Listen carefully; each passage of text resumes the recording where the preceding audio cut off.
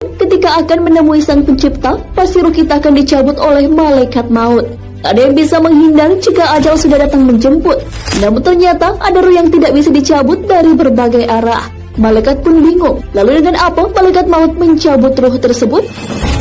Kisah tentang kebingungan malaikat maut karena tak bisa mencabut nyawa diabadikan dalam kitab Daqaiq Al-Akbar, karya Imam Abdurrahim bin Ahmad Al-Qadi. Pernahkah kamu membayangkan jika ruh yang akan dicabut nyawanya oleh malaikat maut melakukan protes? Ya, ini pernah terjadi. Allah Subhanahu wa Ta'ala memberitahu malaikat maut untuk membawa hambanya kembali dengan mengambil ruhnya. Malaikat maut hendak mengambil ruh si fulan. Beragam cara dicoba untuk mengambil ruh tersebut. Malaikat maut mencoba mengambil ruh dari mulut jasad tersebut, namun tak bisa. Mulut fulan sedang berzikir kepada Allah Subhanahu wa Ta'ala. Lisan pun berkata bahwa malaikat maut tak punya jalan untuk mengambil ruh tersebut dari lisan, karena ia senantiasa berzikir menyebut nama Allah Subhanahu wa Ta'ala. Karena tak berhasil, malaikat maut pun kembali menghadap Allah dan mengadukan apa yang sedang dialaminya.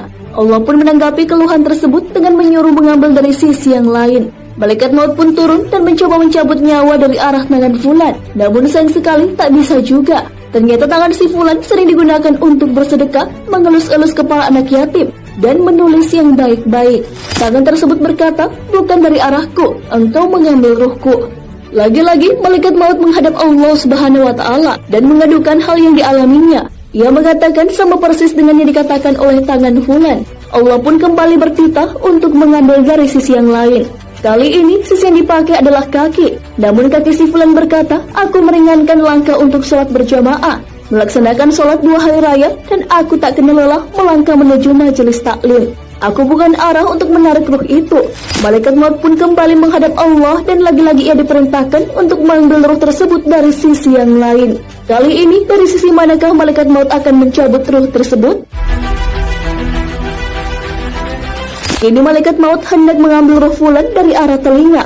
Namun telinga si fulan bercakap bahwa ia sering mendengarkan bacaan Al-Quran, mendengarkan azan dan mendengarkan zikir. Telinga fulan bukanlah sisi yang tepat untuk mengambil ruh tersebut. Ia pun kembali menghadap Tuhannya dan mendapat perintah yang sama. Malaikat maut mencoba menjemput ruh itu dari kedua mata fulan. Apakah yang dikatakan oleh kedua mata itu? Mata tersebut berucap, kami berdua melihat mushaf Al-Quran, memandang wajah ulama, memandang kedua orang tua, dan memandang orang-orang soleh. Aku pun bukan arahmu, merenggut ruh. Malaikat itu pun kembali menghadap Allah dan mengadukan bahwa tiap-tiap sisi yang ia akan coba untuk mengambil ruh fulan memiliki jawaban masing-masing.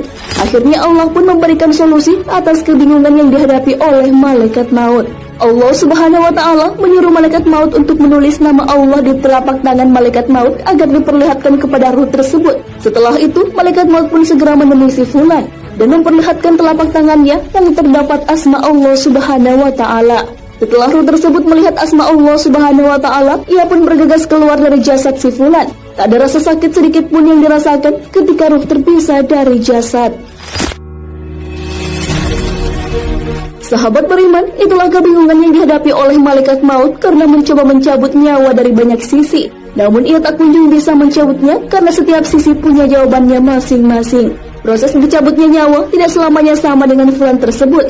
Namun ada kalanya malaikat mencabut nyawa dengan menyakitkan. Hal ini sesuai firman Allah Subhanahu wa Ta'ala. Alangkah dahsyatnya sekiranya kamu melihat di waktu orang-orang yang zalim berada dalam tekanan-tekanan sakratul maut, sedang para malaikat memukul dengan tangannya sambil berkata, keluarkan nyawamu. Di hari ini kamu dibalas dengan siksaan yang sangat menghinakan, karena kamu selalu mengatakan terhadap Allah perkataan yang tidak benar, dan karena kamu selalu menyombongkan diri terhadap ayat-ayatnya. Quran Surah Al-An'am ayat 93. Wallahu a'lam bishawab.